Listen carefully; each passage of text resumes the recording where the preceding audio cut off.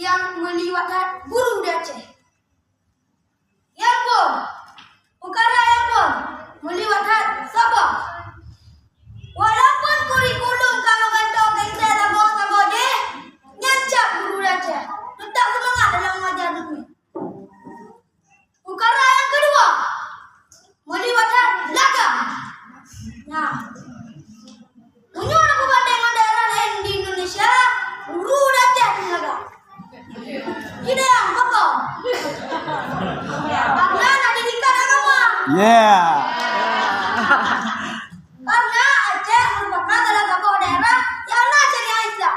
Yeah.